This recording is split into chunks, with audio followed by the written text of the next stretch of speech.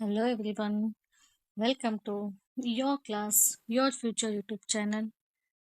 ಇಂದು ನಾವು 5th standard Kannada ವಿಷಯ ಪಾಠ 6 ಹಸ್ತರೇಖೆ ಬದಲಿಸಿದ ಬಾಲಕ. ಈ ಪಾಠದ ವಿವರಣೆಯನ್ನ ನೋಡೋಣ, ಸರಿನಾ? ಸೊ ಇದಕ್ಕಿಂತ ಮುಂಚಿನ ಪಾಠದ ಪ್ರಶ್ನೋತ್ತರಗಳನ್ನೆಲ್ಲ ಆಲ್ರೆಡಿ ನಾನು ಏನಂತಂದ್ರೆ ಚಾನಲ್ ಅಲ್ಲಿ ಅಪ್ಲೋಡ್ ಮಾಡಿದ್ದೀನಿ. ಸೊ ಇನ್ನುವರೆಗೆ ಯಾರ್ಯಾರು ನೋಡಿಲ್ಲ, ಸೊ ನೀವು ಚಾನಲ್ಗೆ ವಿಸಿಟ್ ಕೊಟ್ಟು ನೋಡ್ಬೋದು. ಬನ್ನಿ ನೋಡೋಣ. ಮೊದಲಿಗೆ ಏನಂದ್ರೆ ಗದ್ಯ 5 ಹಸ್ತರೇಖೆ ಬದಲಿಸಿದ ಬಾಲಕ. ಇದೊಂದು ಸಂಪಾದಿತ ಕೃತಿ, ಸರಿನಾ? ಮೊದಲಿಗೆ ಪದಗಳ ಅರ್ಥವನ್ನ ತಿಳಿಯೋಣ. ಅಭಿರುಚಿ, ಆಸಕ್ತಿ, ಒಲವು, ಗಡುಸು, ಬಿರುಸು, ಛಲ, ಹಠ, ಪೂರೈಸು, ಪೂರ್ಣ ಮಾಡು, ಬೆಣಚು ಕಲ್ಲು, ಹೊಳಪುಳ್ಳ, ಚೂಪಾದ ಕಲ್ಲು, ವಿದ್ಯಾದಾನ, ಶಿಕ್ಷಣ ನೀಡು, ಕಲಕು, ಕದಡು, ಘನತೆ, ಹಿರಿಮೆ, ಪರಿಪರಿ, ವಿವಿಧ ರೀತಿ, ಪ್ರಾಚೀನ, ಹಿಂದಿನ, ಬೇಡು, ವಿನಂತಿಸು, ವಿನೀತ, ಸೌಜನ್ಯ, ವಿಧೇಯ, ಬಾಗಿದ. ಸರಿನಾ? ಸೊ ಬನ್ನಿ ನೋಡೋಣ. ಗದ್ಯ 5 ಹಸ್ತರೇಖೆ ಬದಲಿಸಿದ ಬಾಲಕ. ತಕ್ಷಶಿಲೆ ಪ್ರಾಚೀನ ಭಾರತದ ಅತಿ ದೊಡ್ಡ ಗುರುಕುಲ. ಅಲ್ಲಿ ಓದುವುದೆಂದರೆ ಘನತೆಯ ವಿಷಯ. ತಮ್ಮ ಮಕ್ಕಳು ಅಲ್ಲಿ ಓದಿ ವಿದ್ಯಾವಂತರಾಗಲಿ ಎಂದು ತಂದೆ ತಾಯಿಗಳು ಆಸೆ ಪಡುತ್ತಿದ್ದರು. ಒಬ್ಬ ತಾಯಿ ತನ್ನ ಮಗನನ್ನು ಗುರುಕುಲಕ್ಕೆ ಸೇರಿಸಲು ಬಂದಳು. ವಿದ್ಯೆ ಕಲಿಸುವಂತೆ ಗುರುಗಳಲ್ಲಿ ಬೇಡಿಕೊಂಡಳು. ಈ ಪಾಠದಲ್ಲಿ ಅಂದ್ರೆ ಒಂದು ಗುರುಕುಲದ ಚಿತ್ರಣವನ್ನ ವಿವರಿಸಲಾಗಿದೆ. ಇಲ್ಲಿ ನೋಡ್ಬೋದು, ಹೌದಲ್ಲ? ಇಲ್ಲಿ ನೋಡಿ, ಇಲ್ಲಿ ಒಂದು ಆಶ್ರಮ ಇದೆ. ಆ ಆಶ್ರಮದಲ್ಲಿ ಒಂದು ಕಟ್ಟೆ ಇದೆ, ಒಂದು ಮರವಿದೆ. ಆ ಮರದ ಕೆಳಗಡೆ ಕುಳಿತಂತಹ ಒಬ್ಬ ಗುರುಗಳಿದ್ದಾರೆ. ಆ ಗುರುಗಳ ಸುತ್ತಮುತ್ತಲು ಏನಂತಂದ್ರೆ ಸಾಕಷ್ಟು ವಿದ್ಯಾರ್ಥಿಗಳು ಏನಂತಂದ್ರೆ ಅಲ್ಲಿ ಸುತ್ತುವರೆದಿದ್ದಾರೆ. ಆ ಗುರುಗಳು ಏನ್ ಮಾಡ್ತಾ ಇದ್ದಾರೆ ಅಂತಂದ್ರೆ ಅಲ್ಲಿದ್ದಂತಹ ವಿದ್ಯಾರ್ಥಿಗಳಿಗೆ ಪಾಠ ಬೋಧನೆಯನ್ನ ಮಾಡ್ತಾ ಇದ್ದಾರೆ. ಸೊ ಇದು ಎಲ್ಲಿನ ದೃಶ್ಯ ಅಂತಂದ್ರೆ ಪ್ರಾಚೀನ ಕಾಲದ, ಅಂದ್ರೆ ಹಳೇ ಕಾಲದ ಇನ್ನು ತಕ್ಷಶಿಲೆ ಎನ್ನುವಂತಹ ಒಂದು ಗುರುಕುಲದ್ರಿ. ಸೊ ಪ್ರಾಚೀನ ಕಾಲದಲ್ಲಿ ತಕ್ಷಶಿಲೆ ಎನ್ನುವಂತಹ ಗುರುಕುಲ ಇದೊಂದು ಅತಿ ದೊಡ್ಡ ಗುರುಕುಲ ಆಗಿತ್ತು. ಸೊ ಆ ಗುರುಕುಲದಲ್ಲಿ ಓದುವುದು ಎಂದರೆ ಅದು ಬಹಳಷ್ಟು ಪ್ರತಿಷ್ಠೆಯ ವಿಷಯ, ಘನತೆಯ ವಿಷಯವಾಗಿತ್ತು. ಅಲ್ಲಿ ಪ್ರತಿಯೊಬ್ರು ಏನ್ ಅನ್ಕೋತಿದ್ರು ಅಂತಂದ್ರೆ, ಅರೆ ನನ್ನ ಮಕ್ಕಳನ್ನ ನಾನು ಆ ಒಂದು ತಕ್ಷಶಿಲೆ ಗುರುಕುಲೆಗೆ ಸೇರಿಸ್ಬೇಕು, ಆ ಗುರುಕುಲದಲ್ಲಿನೇ ಓದಿಸ್ಬೇಕು, ಅಲ್ಲಿನ ಗುರುಗಳ ಒಂದು ಏನಂತಂದ್ರೆ ಮಾರ್ಗದರ್ಶನದ ಅಡಿಯಲ್ಲಿ ನನ್ನ ಮಗು ಏನಂತಂದ್ರೆ ಅಲ್ಲಿ ಶಿಕ್ಷಣವನ್ನ ಪಡೆಯಬೇಕು ಅಂತ ಅನ್ನೋದು ಪ್ರತಿಯೊಬ್ಬ ತಂದೆ ತಾಯಿಯ ಆಸೆ ಆಗಿತ್ತು. ಸೊ ಅದೇ ರೀತಿ ಒಬ್ಬ ತಾಯಿ ಇಲ್ಲಿ ನೋಡ್ಬೋದು ಚಿತ್ರದಲ್ಲಿ, ಹೌದಲ್ಲ? ಅದೇ ರೀತಿಯಾಗಿ ಒಬ್ಬ ತಾಯಿ ಏನಂತಂದ್ರೆ ತನ್ನ ಮಗನನ್ನ ಗುರುಕುಲಕ್ಕೆ ಕರೆದುಕೊಂಡು ಬಂದು ಆ ಗುರುಗಳಲ್ಲಿ ಬೇಡಿಕೊಳ್ಳುವಂತ ಪ್ರಸಂಗ. ಏನಪ್ಪಾ ಅಂತಂದ್ರೆ, ಗುರುಗಳ ಇಷ್ಟೆಲ್ಲ ವಿದ್ಯಾರ್ಥಿಗಳಿಗೆ, ನೂರಾರು ಸಾವಿರಾರು ವಿದ್ಯಾರ್ಥಿಗಳಿಗೆ ನೀವೇನಂತಂದ್ರೆ ಇಲ್ಲಿ ವಿದ್ಯಾದಾನವನ್ನ ಮಾಡುತ್ತಿದ್ದೀರಿ. ಸೊ ಅದೇ ರೀತಿಯಾಗಿ ನನ್ನ ಮಗನಿಗೂ ಕೂಡ ನೀವೇನಂತಂದ್ರೆ ಇಲ್ಲಿ ವಿದ್ಯಾದಾನ ಮಾಡಬೇಕು ಅಂತ ಹೇಳಿ ಅವಳು ಬೇಡಿಕೊಳ್ಳುವಂತಹ ಒಂದು ಸಂದರ್ಭವನ್ನ ಇಲ್ಲಿ ವಿವರಿಸಲಾಗಿದೆ, ಸರಿನಾ? ಸೊ ಆ ತಾಯಿ ಬರ್ತಾಳ, ಬಂದು ಗುರುಗಳಲ್ಲಿ ಏನ್ ಕೇಳ್ಕೊತಾಳ, ಏನ್ ವಿನಂತಿಸಿಕೊಳ್ತಾಳ, ಬಹಳಷ್ಟು ವಿನೀತವಾಗಿ ವಿನಯಪೂರ್ವಕವಾಗಿ ಏನ್ ಕೇಳ್ಕೊತಾಳ ಅಂತಂದ್ರೆ, ಗುರುಗಳೇ ನೀವೇನ್ ಮಾಡ್ಬೇಕು ಅಂತಂದ್ರೆ ನನ್ನ ಮಗನಿಗೆ ಇತರ ಮಕ್ಕಳಂತೆ ನೀವು ವಿದ್ಯಾದಾನವನ್ನ ಮಾಡ್ಬೇಕು, ವಿದ್ಯೆಯನ್ನ ಕಲಿಸ್ಬೇಕು ಅಂತ ಕೇಳ್ಕೊಳ್ತಾರೆ. ಬಾಲಕನಿಗೆ ಗುರುಕುಲದ ವಾತಾವರಣ ಹೊಸದು. ಎತ್ತಲೋ ನೋಡುತ್ತಾ ನಿಂತಿದ್ದ. ಸೊ ಬಾಲಕ, ಪುಟ್ಟ ಬಾಲಕರಿ ಇಲ್ಲಿ ನೋಡ್ಬೋದು ನೀವು. ಈ ಒಂದು ಏನಂತಂದ್ರೆ ಈ ಒಂದು ಪಿಂಕ್ ಕಲರ್ ಡ್ರೆಸ್ ಇರಲಿಲ್ಲ, ಗುಲಾಬಿ ಬಣ್ಣದ ಬಟ್ಟೆ ಅದು ಹಾಕೊಂಡ್ ಬಂದಂತಾನೆ ಆ ಹೊಸ ಬಾಲಕ. ಅವಳು ಅವನ ತಾಯಿ. ಸೊ ಅವ್ನ್ ಬರ್ತಾನೆ, ಬಂದ ತಕ್ಷಣ ನೀವು ಎಲ್ಲ ಹೊಸದ್ರಿ, ಹೌದಲ್ಲ? ಸೊ ಮೊದ್ಲೆಲ್ಲ ಮಕ್ಕಳೆಲ್ಲ ಮನೆಯಲ್ಲೇ ಇರ್ತಿದ್ರು. ಮನೆಯಿಂದ ಸೀದಾ ನೇರವಾಗಿ ಎಲ್ಲ ಹೋಗ್ತಿದ್ರು ಅವರು ಆ ಗುರುಕುಲಕ್ಕೆ ಹೋಗ್ತಾ ಇದ್ರು, ಆಶ್ರಮಕ್ಕೆ ಹೋಗ್ತಾ ಇದ್ರು ವಿದ್ಯೆಯನ್ನ ಪಡೆಯೋದಕ್ಕೋಸ್ಕರ. ನಮ್ಮಂತೆ ನಿಮ್ಮಂತೆಲ್ಲ ಬೆಳಿಗ್ಗೆ ಸ್ಕೂಲಿಗೆ ಹೋಗೋದು ಮತ್ತೆ ಸಾಯಂಕಾಲ ಮನೆಗೆ ಬರೋದು ಅದೇನು ಇರ್ಲಿಲ್ಲ. ಓಕೆ. ಸೊ ಒಂದೇ ಸಲಕ್ಕೆ ಅವ್ರು ಗುರುಕುಲಕ್ಕೆ ಹೋದ್ರೆ ಅವ್ರು ಸಂಪೂರ್ಣ ಶಿಕ್ಷಣವನ್ನ ಮುಗಿಸ್ಕೊಂಡೆ ಅವ್ರು ಏನ್ ಮಾಡ್ತಿದ್ರು ಅಂತಂದ್ರೆ ಗುರುಕುಲದಿಂದ ಹಿಂತಿರುಗಿ ಬರ್ತಾ ಇದ್ರು. ಇಲ್ಲಿ ಅದೇ ರೀತಿಯಾಗಿ ಆ ಮಗು ಯಾವಾಗ ತಾಯಿ ಆ ಮಗುವಿಗೆ ಅಲ್ಲಿ ಗುರುಕುಲಕ್ಕೆ ಕರ್ಕೊಂಡ್ ಬರ್ತಾಳಲ್ಲ ಶಿಕ್ಷಣಕ್ಕೋಸ್ಕರ, ಸೊ ಆ ಮಗುವಿಗೆ ಅದೆಲ್ಲ ಹೊಸತ್ರಿ. ಅಲ್ಲಿನ ಸುತ್ತಮುತ್ತಲಿನ ಒಂದು ವಾತಾವರಣವನ್ನ ನೋಡ್ತಾನೆ. ಅದೆಲ್ಲ ಹೊಸದು. ಅಲ್ಲಿರುವಂತಹ ಒಂದು ವಾತಾವರಣ, ಅಲ್ಲಿದ್ದಂತಹ ಸಣ್ಣ ಸಣ್ಣ ಮಕ್ಕಳು ಅವ್ರು ಕಲಿಯುವಂತಹ ಒಂದು ವಿದ್ಯೆ ಎಲ್ಲವೂ ನೋಡಿ ಬೆರಗಾಗಿ ಎಲ್ಲಿ ಬೇಕಲ್ಲಿ ಹಿಂಗೆ ಎಲ್ಲಾ ಕಡೆನೂ ಕಣ್ಣಾಡಿಸ್ತಾ ಕತ್ತನ್ನಾಡಿಸ್ತಾ ನೋಡ್ಕೊಂತ ಬಿಡ್ತಾನೆ. ಗುರುಗಳು ಆತನನ್ನ ಗಮನಿಸಿದರು. ಕರೆದು ಬಾಲಕನ ಕೈ ನೋಡಿದರು. ನಿರಾಶರಾದರು. ಸೊ ಗುರುಗಳು ಏನಂತಂದ್ರೆ ಅವ್ನು ಗಮನಿಸ್ತಾ ಇರ್ತಾರೆ. ಅರೆ ಇವ್ನ್ ಹುಡುಗ ಹಿಂಗೆ ನೋಡ್ತಾ ಇದ್ದಾನೆ ಈ ಬಾಲಕ. ಓ ಬಹುಶಃ ಈತನಿಗೆ ಇದು ಹೊಸತು ಅಂತ ಅದೇ ರೀತಿಯಾಗಿ ನೋಡ್ತಾ ಇರ್ಬೋದಾ ಅನ್ಕೊಂಡು ಅವ್ರು ಏನಂತಂದ್ರೆ ಆ ಬಾಲಕನನ್ನ ತನ್ನ ಹತ್ರ ಕರೀತಾರೆ. ಕರೆದು ಏನಂತಂದ್ರೆ ಮೊದಲಿಗೆ ಅವನ ಕೈ ಪರೀಕ್ಷೆಯನ್ನ ಮಾಡ್ತಾರೆ. ಇಲ್ಲಿ ನೋಡ್ಬೋದು ನೀವು ಈ ವಿಡಿಯೋದಲ್ಲಿ ಏನ್ ನೋಡ್ತಾ ಇದಾರಲ್ಲ ಅವರು ಕೈಯನ್ನ. ಸೊ ಈ ರೀತಿಯಾಗಿ ಅವ್ರು ಏನಂತಂದ್ರೆ ಇಲ್ಲಿ ಆ ಮಗುವಿನ ಕೈಯನ್ನ ಇಲ್ಲಿ ಪರೀಕ್ಷೆ ಮಾಡ್ತಾರೆ ಇವ್ರು. ಸರಿನಾ? ಇಲ್ಲಿ ನೋಡ್ಬೋದು ನೀವು. ಹೌದಲ್ಲ? ಇಲ್ಲಿ ಅವ್ರ ಕೈಯನ್ನ ಏನ್ ಮಾಡ್ತಾ ಇದ್ದಾರೆ ಅಂತಂದ್ರೆ ಇಲ್ಲಿ ಪರೀಕ್ಷೆಯನ್ನ ಮಾಡ್ತಾ ಇರೋದು. ಸೊ ಈ ರೀತಿಯ ಕೈಯನ್ನ ಪರೀಕ್ಷೆ ಮಾಡಿ ನೋಡಿ ಸ್ವಲ್ಪ ಹತಾಶರಾದ್ರು ಅಂದ್ರೆ ನಿರಾಶರಾದ್ರು, ಬೇಸರ ಆಯ್ತು ಅವ್ರಿಗೆ. ಯಾಕಪ್ಪ ಕೈ ನೋಡಿದ ತಕ್ಷಣ ಅವ್ರು ಯಾಕೆ ಬೇಸರವಾದ್ರು? ಬನ್ನಿ ನೋಡೋಣ. ಈ ಬಾಲಕನಿಗೆ ಓದಿನಲ್ಲಿ ಅಭಿರುಚಿ ಇಲ್ಲ, ವಿದ್ಯೆ ಹತ್ತದು ಎಂದು ತಿಳಿಸಿದರು. ಸೊ ಕೈ ನೋಡಿದ ತಕ್ಷಣ ಅವ್ರು ಏನ್ ಹೇಳ್ಬಿಟ್ರು, ಸ್ವಲ್ಪ ನಿರಾಶರಾದ್ರಲ್ಲ, ನಿರಾಶರಾಗಿ ಬೇಸರಗೊಂಡು ಏನ್ ಹೇಳಿದ್ರು ಅಂತಂದ್ರೆ ಈ ಬಾಲಕನ ಕೈಯಲ್ಲಿ ವಿದ್ಯೆ ರೇಖೆನೇ ಇಲ್ಲ, ಹೀಗಾಗಿ ಇವನಿಗ ವಿದ್ಯೆ ಕೊಡೋದ್ರಲ್ಲಿ ಯಾವುದು ಅರ್ಥವಿಲ್ಲ. ಯಾಕಂತಂದ್ರೆ ಆ ವಿದ್ಯೆ ಏನಾಗಲ್ಲ, ಆ ವಿದ್ಯೆ ಇವನ್ ತಲೆಗೆ ಹೋಗೋದೇ ಇಲ್ಲ, ಆ ವಿದ್ಯೆ ಇವನ್ ತಲೆಗೆ ಹತ್ತೋದೇ ಇಲ್ಲ. ಸೊ ಇಂಥ ಬಾಲಕನಿಗೆ ಶಿಕ್ಷಣ ಕೊಡೋದು, ವಿದ್ಯೆ ಕಲಿಸುವುದು ಅಸಾಧ್ಯದ ಮಾತು, ಬೇಕೇ ಆಗಿಲ್ಲ ಅಂತ ಅವರು ಖಡಾಖಂಡಿತವಾಗಿ ಕಡ್ಡಿ ಮುರಿದಂತ ಹೇಳ್ಬಿಡ್ತಾರೆ. ತಾಯಿ ದಕ್ಷಿ ಗಾಬರಿಯಾದಳು. ವಿದ್ಯಾದಾನ ಮಾಡುವಂತೆ ಗುರುಗಳಲ್ಲಿ ಪರಿಪರಿಯಾಗಿ ಬೇಡಿಕೊಂಡಳು. ಸೊ ಆ ಬಾಲಕನ ತಾಯಿಯ ಹೆಸರು ದಕ್ಷಿ. ಓಕೆ. ಸೊ ತಾಯಿ ದಕ್ಷಿ ಏನಾಗ್ತದೆ, ಸಡನ್ ಆಗಿ ಕೇಳಿದ ತಕ್ಷಣ ಏನಾಯ್ತು, ಅವಳಿಗೆ ಗಾಬರಿ ಆಗ್ಬಿಡ್ತು. ಅರೆ ಇದೇನಿದು, ಗುರುಗಳು ಹೀಗೆ ಹೇಳ್ತಾ ಇದ್ದಾರಲ್ಲ, ನನ್ನ ಮಗನಿಗೆ ವಿದ್ಯಾದಾನ ಮಾಡೋದಿಲ್ಲ ಅಂತ ಕಡ್ಡಿ ಮುರಿದಂತ ಬಿಟ್ಟಿದಾರಲ್ಲ, ಅವ್ನ ತಲೆಗೆ ವಿದ್ಯೆ ಹತ್ತೋದಿಲ್ಲ ಅಂತ. ಆದ್ರೆ ನೋಡೋಣ ಅಂತ ಹೇಳಿ ಅವಳು ಏನ್ ಮಾಡ್ತಾ ಅಂತಂದ್ರೆ ಪರಿಪರಿಯಾಗಿ, ಓಕೆ, ಬೇರೆ ಬೇರೆ ರೀತಿಯಲ್ಲಿ ಮತ್ತೆ ಮತ್ತೆ ಏನಂತಂದ್ರೆ ಅವರಿಗೆ ಏನಂತಂದ್ರೆ ತನ್ನ ಮಗನಿಗೆ ವಿದ್ಯಾದಾನ ಮಾಡುವಂತೆ ಅವಳು ಮೇಲಿಂದ ಮೇಲೆ ಕೇಳ್ಕೊಳ್ತಾನೆ ಇರ್ತಾರೆ. ಆದರೆ ಗುರುಗಳು ಅವನ ಕೈಯಲ್ಲಿ ವಿದ್ಯಾರೇಖೆ ಇಲ್ಲ, ವಿದ್ಯೆ ಹತ್ತುವುದಿಲ್ಲ ಎಂದು ಕಡ್ಡಿ ಮುರಿದಂತೆ ಹೇಳಿದರು.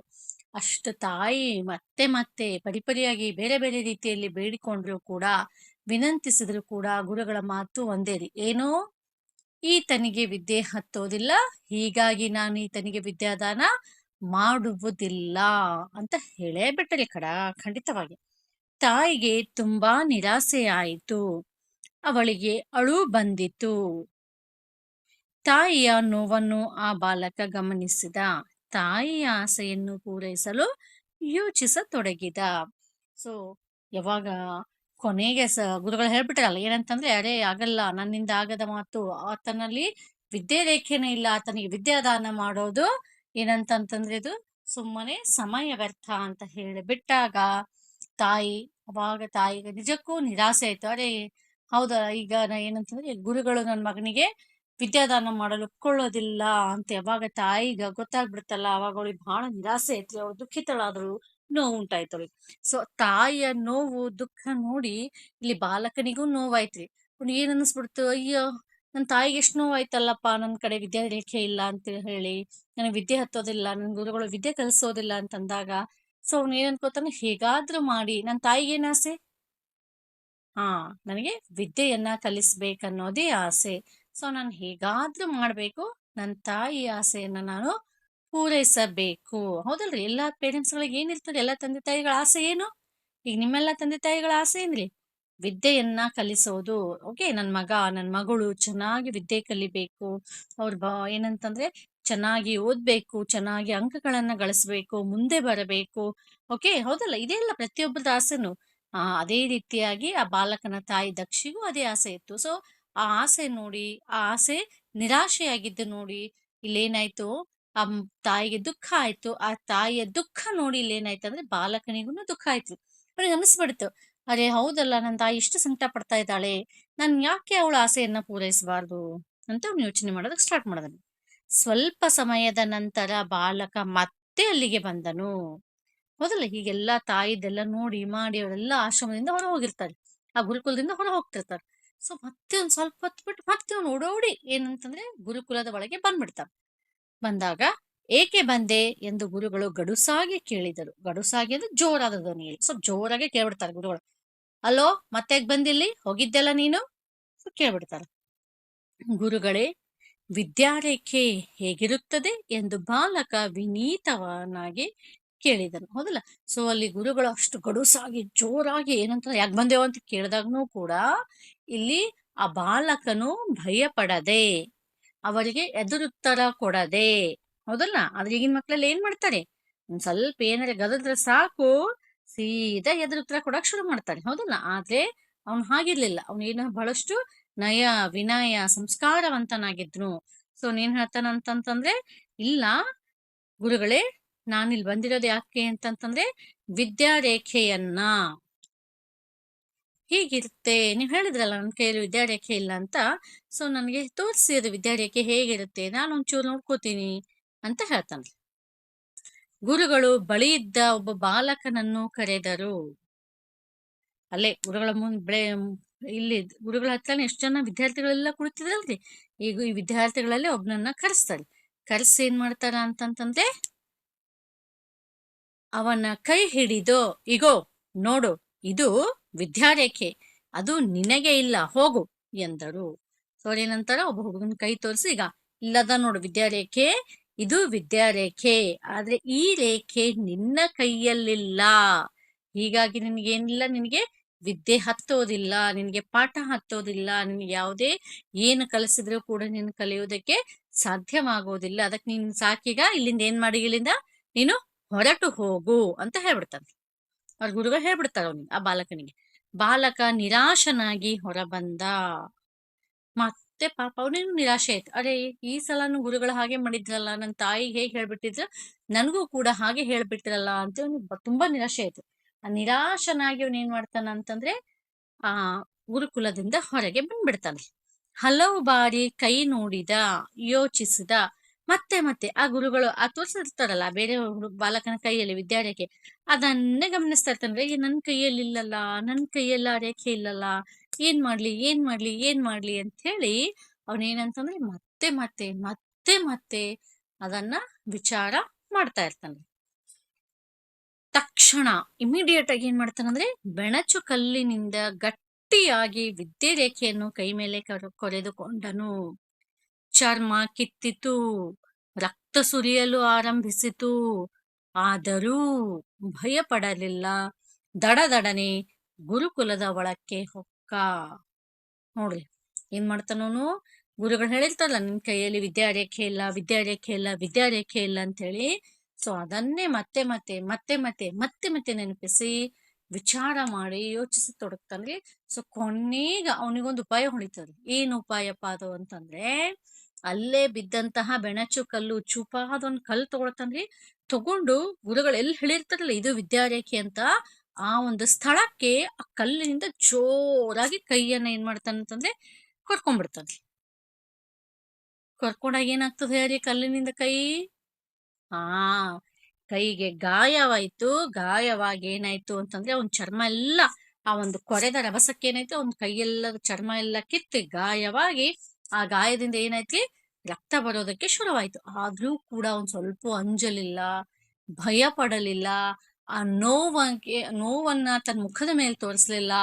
ಆ ರಕ್ತ ಹಂಗ್ ಸುರಿತಾ ಇರ್ತಲ್ಲ, ರಕ್ತ ಸುರಿಯುವ ಕೈಯಿಂದನೇ ಅವನು ಓಡೋಡ್ತಾ ಓಡೋಡ್ತಾ ಓಡೋಡ್ತಾ ಗುರುಕುಲದ ಒಳಗೆ ಹೋಗ್ಬಿಡ್ತಾನೆ. ಹೊಕ್ಕನು ಇನ್ ದ ಸೆನ್ಸ್ ಹೋಗ್ಬಿಡ್ತಾನೆ. ಗುರುಗಳೇ, ನನ್ನ ಕೈಯಲ್ಲಿ ವಿದ್ಯಾರೇಖೆ ಮೂಡಿದೆ ನೋಡಿ ಎಂದು ತನ್ನ ಕೈಯನ್ನು ಮುಂದೆ ಚಾಚಿದ. ಆದರೆ ಏನ್ ಹೇಳ್ತಾನ, ಇಲ್ಲಿ ಒಳಗಡೆ ಗುರುಕುಲದ ಒಳಗ್ ಹೋಗ್ತಾನ. ಹೊಕ್ಕಿ ಒಳಗಡೆ ಹೋಗಿ ಏನ್ ಹೇಳ್ತಾನ, ತನ್ನ ಕೈಯನ್ನ, ರಕ್ತ ಬರುವಂತ ಕೈಯನ್ನ ಗುರುಗಳಿಗೆ ತೋರ್ಸಿ ಆತನ, ಗುರುಗಳೇ ಇಲ್ಲಿ ನೋಡಿಗ, ನೀವ್ ಹೇಳ್ತಾ ಇದ್ದೀರಲ್ಲ ಏನೋ ನನ್ನ ಕೈಯಲ್ಲಿ ವಿದ್ಯಾರೇಖೆ ಇಲ್ಲ ಅಂತ ಹೇಳಿ, ಆದ್ರೆ ನೋಡಿ ಗುರುಗಳೇ, ನನ್ನ ಕೈಯಲ್ಲಿ ವಿದ್ಯಾರೇಖೆ ಈಗ ಮೂಡ್ಬಿಟ್ಟಿದೆ. ಆದರೆ ನಿಜಕ್ಕೂ ಅದು ವಿದ್ಯಾರೇಖೆ ಇತ್ತೇನ್ರಿ? ಬನ್ನಿ ನೋಡೋಣ. ಆದರೆ ಅದು ನಿಜವಾದ ವಿದ್ಯಾರೇಖೆ ಆಗಿರಲಿಲ್ಲ. ಏನ್ರಿ? ಆ ಬಾಲಕನೇನೋ ಪಾಪ ಬೆಣಚು ಕಲ್ಲು ತಗೊಂಡು, ಚೂಪಾದ ಕಲ್ಲಿನಿಂದ ತನ್ನ ಕೈಯನ್ನ ಕೊರೆದ್ಕೊಂಡು ಗಾಯ ಮಾಡ್ಕೊಂಡ್ಬಿಟ್ನು, ಎಲ್ಲ ಮಾಡ್ಕೊಂಡ್ಬಿಟ್ನು. ಆದ್ರೆ ಅದೇನಾಗಿರ್ಲಿಲ್ಲ, ನಿಜವಾದ ವಿದ್ಯಾರೇಖೆ ಆಗಿರಲಿಲ್ಲ. ರಕ್ತ ಸುರಿಯುತ್ತಿರುವ ಆ ಪುಟ್ಟ ಕೈಯನ್ನು ಗುರುಗಳು ನೋಡಿದರು, ಗಾಬರಿಯಾದರು, ಮನ ಕಲುಕಿತು. ಆ ಪಾಪ ಪುಟ್ಟ ಕೈಲಿ ನೋಡಿದಿಲ್ಲ, ಎಷ್ಟು ಪುಟ್ಟ ಮಗು ಅದು, ಅಷ್ಟು ಪುಟ್ಟ ಮಗು, ಆ ಪುಟ್ಟ ಮಗು ಕೈ ತುಂಬಾ ರಕ್ತ, ಗಾಯ ಅದೆಲ್ಲ ನೋಡಿ ಏನಂತಂದ್ರೆ ಒಂದು ಕ್ಷಣಕ್ಕೆ ಇಲ್ಲಿ ಗುರುಗಳಿಗೂ ಏನ್ ಅನ್ಸ್ಬಿಡ್ತದೆ, ಅಯ್ಯೋ ಪಾಪ ಅನ್ಸ್ಬಿಡ್ತದ. ಅಯ್ಯೋ ಪಾಪ, ಈ ಮಗು ಇಷ್ಟೆಲ್ಲ ಕಷ್ಟ ಅನುಭವಿಸ್ತಾ ಇದೆಯಲ್ಲ ಅನಸಿ, ಅದಕ್ಕೆ ಪುಟ್ಟ ಕೈ ನೋಡಿ ಅವ್ರು ಇನ್ನೂ ಒಂದ್ ಗಾಬರಿ ಆಯ್ತು, ಮನಸ್ಸು ಕಲಕಿತು, ಅವ್ರಿಗೆ ಮನಸ್ಸು ಮಲಗೋಕ್ ಶುರು ಆಯ್ತು. ಬಾಲಕನ ತಲೆ ನೆವರಿಸಿ ಅಪ್ಪಿಕೊಂಡರು. ಆ ಪುಟ್ಟ ಮಗುವಿನ ತಲೆ ಮೇಲೆ ತನ್ನ ಕೈಯನ್ನ ನೆವರಿಸಿ ಅವ್ರೇನ್ ಮಾಡ್ತಾರೆ ಅಂತಂದ್ರೆ ಆ ಬಾಲಕನಿಗೆ ಗಟ್ಟಿಯಾಗಿ ತಕ್ಕೊಂಡ್ಬಿಡ್ತಾರೆ. ಅವನಲ್ಲಿ ವಿದ್ಯೆ ಕಲಿಯುವ ಛಲವನ್ನು ಗುರುತಿಸಿದರು. ಹೌದಲ್ಲ? ಸೊ ಯಾವಾಗ ಮಗು ಏನಂತಂದ್ರೆ ತನಗೆ ಜನ್ಮದತ್ತವಾಗಿ ನೈಸರ್ಗಿಕವಾಗಿ ವಿದ್ಯೆ ರೇಖೆ ಕೊಟ್ಟಿಲ್ಲ, ವಿದ್ಯೆ ಹತ್ತೋದಿಲ್ಲ ಅಂತ ಅಂದಾಗ ತನ್ನ ಕೈಯಲ್ಲಿನೂ ವಿದ್ಯಾರೇಖೆಯನ್ನ ಮೂಡಿಸ್ಕೊಂಡು ತನ್ನ ತಾಯಿ ಆಸೆ ಪೂರೈಸೋದು ಅಷ್ಟೇ ಅಲ್ಲದೆ ಅಂದ್ರೆ ನೀವು ವಿದ್ಯೆ ಪಡೆಯುವಂತ ಒಂದು ಹಂಬಲವನ್ನ ನೋಡಿ ಗುರುಗಳಿಗೆ ಅನಿಸ್ತು. ಏನನ್ನಿಸ್ತಿ? ಅವನ್ ಛಲವನ್ನ ಅವ್ರು ಗುರುತಿಸಿದ್ರು. ಈ ವಿದ್ಯಾರ್ಥಿ ಹತ್ರ ಎಂಥ ಛಲ ಇದೆ, ಇವನು ವಿದ್ಯೆ ಕಲಿಯುವುದಕ್ಕೋಸ್ಕರ ಯಾವ ಮಟ್ಟಿಗಾದ್ರೂ ಇವನು ಹೋಗಬಹುದು, ಎಷ್ಟೇ ಕಷ್ಟವನ್ನ ಇವನು ಅನುಭವಿಸಬಹುದು ಅಂತ ಹೇಳಿ ಏನಾಯ್ತು ಅಂತಂದ್ರೆ ಆ ಗುರುಗಳಿಗೆ ಮನನ ಆಯ್ತ್ರಿ. ನಿನ್ನಂತಹ ಶಿಷ್ಯನಿಗೆ ಅಲ್ಲದೆ ಇನ್ಯಾರಿಗೆ ವಿದ್ಯಾದಾನ ಮಾಡಲಿ ಎಂದು ಕಣ್ಣೀರು ಸುರಿಸಿದರು, ಶಿಷ್ಯನಾಗಿ ಸ್ವೀಕರಿಸಿದರು. ಹೌದಲ್ಲ? ಆ ಗುರುಗಳಿಗೆ ಆ ಬಾಲಕನಿಗೆ ಹೇಳ್ತಾರ, ಅಲ್ಲಪ್ಪ, ನಿನ್ನಂತ ಶಿಷ್ಯರನ್ನ ಬಿಟ್ಟು ಮತ್ತಾರಿಗೆ ನಾನು ವಿದ್ಯಾದಾನ ಮಾಡ್ಲಿ? ಈ ವಿದ್ಯೆ ಕಲಿಬೇಕನ್ನೋ ಛಲ ನಿನ್ನಲ್ಲಿ ಏನಿದೆಯಲ್ಲ, ಆ ವಿದ್ಯೆ ಕಲಿಯುವುದಕ್ಕೋಸ್ಕರ ನೀನ್ ಎಷ್ಟು ಬೇಕಾದ್ರೆ ಕಷ್ಟ ಅನುಭವಿಸ್ದಕ್ ನೀನ್ ಸಿದ್ಧ ಇದೆಯಲ್ಲ, ಈ ಒಂದು ನಿನ್ನ ಹುಮ್ಮಸ್ಸಿಗೆ, ಈ ನಿನ್ನ ಛಲಕ್ಕೆ ಏನಂತಂದ್ರೆ ನಿಜಕ್ಕೂ ನಾನು ಇಲ್ಲಿ ಸೋತ್ಬಿಟ್ಟಿನಿ ಅಂತ ಹೇಳಿ ಅವನನ್ನ ಏನಂತಂದ್ರೆ ತನ್ನ ಶಿಷ್ಯನಾಗಿ ಅವರು ಒಪ್ಕೊಂಡ್ಬಿಡ್ತಾರೆ. ಈ ಬಾಲಕನೇ ಪಾಣಿನಿ. ಆ ಬಾಲಕ ಮತ್ಯಾರು ಅಲ್ರಿ, ಇಲ್ಲಿ ಇದಾರಲ್ಲ ಇಲ್ಲಿ ಈ ಒಂದು ಫೋಟೋದಲ್ಲಿ, ಅವರೇ ಇವರು, ಆ ಬಾಲಕನೇ. ಯಾರಂತಂದ್ರೆ ಪಾಣಿನಿ. ಸೊ ಯಾರಪ್ಪ ಈ ಪಾಣಿನಿ? ಬನ್ನಿ ನೋಡೋಣ. ಪಾಣಿನಿ ಆ ಬಾಲಕನ ಹೆಸರು. ಪಾಣಿನಿ ಸತತ ಅಭ್ಯಾಸ ಮಾಡಿದ, ಮನನ ಮಾಡಿದ್ದನ್ನು ಚಿಂತನ ಮಾಡಿದ, ತನ್ನ ಪ್ರತಿಭೆಯಿಂದ ಹೊಸ ವಿಚಾರಗಳನ್ನು ಹೊರಹೊಮ್ಮಿಸಿದ. ಹೌದಲ್ರಿ? ಆ ಬಾಲಕ ಏನ್ ಮಾಡಂತಂದ್ರೆ ಅಲ್ಲಿ ನಿಲ್ಲಲ್ರಿ, ಬರೀ ತನ್ನ ಕೈಯನ್ನ ಕೊರ್ಕೊಂಡು ಗಾಯ ಮಾಡ್ಕೊಂಡು ಬರೀ ಗುರುಗಳಿಗೆ ಮೆಚ್ಚಿಸೋದಕ್ಕೋಸ್ಕರ ಮಾತ್ರ ಅವನ್ ಮಾಡ್ಲಿಲ್ರಿ. ಅದೇ ವಿದ್ಯೆ ಕಲಿಯುವ ಛಲವನ್ನ ಅವನು ಗುರುಕುಲದಲ್ಲಿ ವಿದ್ಯಾದಾನವನ್ನ ಪಡೆಯುವಾಗ್ನೂ ಕೂಡ ಅವನು ತೋರಿಸಿದ್ನು. ಸತತವಾಗಿ ಅವ್ರ ಗುರುಗಳು ಏನ್ ಹೇಳ್ತಾರಲ್ಲ ಅದನ್ನು ಸತತ ನಿರಂತರವಾಗಿ ಅಭ್ಯಾಸ ಮಾಡಿದ್ದೆ ಅಲ್ದೇ ಬರೀ ಓದಿಲ್ಲ ಅವನು, ಬರೀ ರಕ್ತ ಹೊಡೆದಿಲ್ರಿ ಅವನು. ತೋತಾ ಹಿಂಗಿರುತ್ತೆ ಗಿಳಿ. ರಾಮ ರಾಮ ಅಂದ್ರೆ ಬರೀ ರಾಮ, ಬಾಬಾ ಅಂದ್ರೆ ಬರೀ ಬಾಬಾ. ಹಂಗಲ್ಲ ಅವನು. ಅವ್ನು ಏನ್ ಓದ್ತಾ ಇದ್ದಾನಲ್ಲ, ಏನ್ ಅಭ್ಯಾಸ ಮಾಡ್ತಾ ಇದ್ದಾನಲ್ಲ, ಅದು ಏನು ಅನ್ನೋದನ್ನ ಅವನು ತಿಳ್ಕೊಳ್ಳೋದಕ್ಕೆ ಪ್ರಾರಂಭ ಮಾಡಿದ್ನು. ಮನನ ಮಾಡಿದ್ದನ್ನ ಮತ್ತೆ ಮತ್ತೆ ಮನನ ಮಾಡಿದ್ನು, ಚಿಂತನ ಮಾಡಿ ತನ್ನ ಒಂದು ಪ್ರತಿಭೆಯಿಂದ ಹೊಸ ವಿಚಾರಗಳನ್ನ ಅವನೇನಂತಂದ್ರೆ ಇಲ್ಲಿ ಹೊರ ಹಾಕೋದಕ್ಕೆ ಪ್ರಾರಂಭ ಮಾಡಿದ್ನು. ಸಂಸ್ಕೃತ ಭಾಷೆಗೆ ವ್ಯಾಕರಣ ಶಾಸ್ತ್ರ ರಚಿಸಿದನು. ಅದು ಜಗತ್ ಪ್ರಸಿದ್ಧವಾಯಿತು. ಈಗ ಗೊತ್ತಾಯ್ತಲ್ರಿ ಯಾಕೆ ಪಾಣಿನಿ ಒಂದ್ ಬರೀ ವಿದ್ಯೆ ಕಲ್ತಿಲ್ರಿ, ಅಥವಾ ಗುರುಗಳು ಹೇಳಿದ್ದನ್ನ ಮಾತ್ರ ಕಲ್ತಿಲ್ಲ, ಅಲ್ಲದೆ ತನ್ನ ಪ್ರತಿಭೆಯಿಂದ ಏನ್ ಮಾಡಿದ್ರಂದ್ರೆ ಸಂಸ್ಕೃತ ಭಾಷೆಗೆ ವ್ಯಾಕರಣದ ಶಾಸ್ತ್ರವನ್ನೇ ರಚನೆ ಮಾಡಿದ್ರಿ. ಅದು ಏನಂತಂದ್ರೆ ಜಗತ್ ಪ್ರಸಿದ್ಧವಾಯ್ತು ಆ ಸಮಯದಲ್ಲಿ. ಅವಾಗಷ್ಟೇನಾ? ಅಲ್ಲ ರೀ, ಇಂದಿಗೂ ಪಾಣಿನಿ ರಚಿಸಿದ ವ್ಯಾಕರಣ ಶಾಸ್ತ್ರ ಸಂಸ್ಕೃತಕ್ಕೆ ಮೂಲ ಮೂಲ ಮಂತ್ರವಾಗಿದೆ. ನಾವಿಲ್ಲಿ ಸಂಸ್ಕೃತ ಭಾಷೆಯನ್ನ ಕಲಿಬೇಕಾದ್ರೆ, ಸಂಸ್ಕೃತ ಭಾಷೆಯ ವ್ಯಾಕರಣವನ್ನ ಕಲಿಬೇಕಾದ್ರೆ, ಸಂಸ್ಕೃತದ ವ್ಯಾಕರಣದಲ್ಲಿ ಪಂಡಿತರಾಗಬೇಕಾದ್ರೆ ಅಲ್ಲಿ ಪಾಣಿನಿ ರಚಿಸಿದಂತಹ ವ್ಯಾಕರಣ ಶಾಸ್ತ್ರವನ್ನ ನಾವು ಓದಲೇಬೇಕು. ಹೌದಲ್ಲ? ಇಂದಿಗೂ, ಇವತ್ತಿಗೂ, ಅಟ್ ಪ್ರೆಸೆಂಟ್‌ನು. ಸೊ ಹೀಗಾಗಿ ಏನಂತಂದ್ರೆ ಆತನು ಜಗದ್ವಿಖ್ಯಾತನಾದನು. ಅವನು ಬರೆದಂತಹ ವ್ಯಾಕರಣ ಶಾಸ್ತ್ರ ಸಂಸ್ಕೃತ ಭಾಷೆಗೆ ಇಂದಿಗೂ ಕೂಡ ಮಹತ್ವದ ಮೂಲ ಮಂತ್ರವಾಗಿದೆ ಅಂತ ಹೇಳ್ತೀವಿ. ಇವನು ಕ್ರಿಸ್ತಪೂರ್ವ 6ನೇ ಶತಮಾನ, ಯಾವಾಗಿದ್ದರೆ ಅವನು ಕ್ರಿಸ್ತಪೂರ್ವ 6ನೇ ಶತಮಾನದಲ್ಲಿ ಅವನಿದ್ದನ್ರಿ, ಸರಿನಾ? ಇವನ ಗುರುವಿನ ಹೆಸರು ಉಪಪರ್ವ ಎಂಬುದಾಗಿದೆ. ಹೌದಲ್ಲ? ನೋಡ್ರಿ, ಅವ್ನು ತನ್ನ ಹೆಸರನ್ನ ಮಾತ್ರ ಅಮರವಾಗಿ ಉಳಿಸಿಲ್ಲ ಈ ಭೂಮಿಯ ಮೇಲೆ, ತನ್ನ ಗುರುವಿನ ಹೆಸರು ಕೂಡ ಅಷ್ಟೇ ಅಜರಮರವಾಗಿ ಉಳಿಸ್ಕೊಂಡ್ಬಿಟ್ಟನ್ರಿ. ಹೌದಲ್ಲ? ಇದು ನಿಜವಾದ ವಿದ್ಯಾರ್ಥಿಯ ಲಕ್ಷಣ. ಹೌದಲ್ಲ?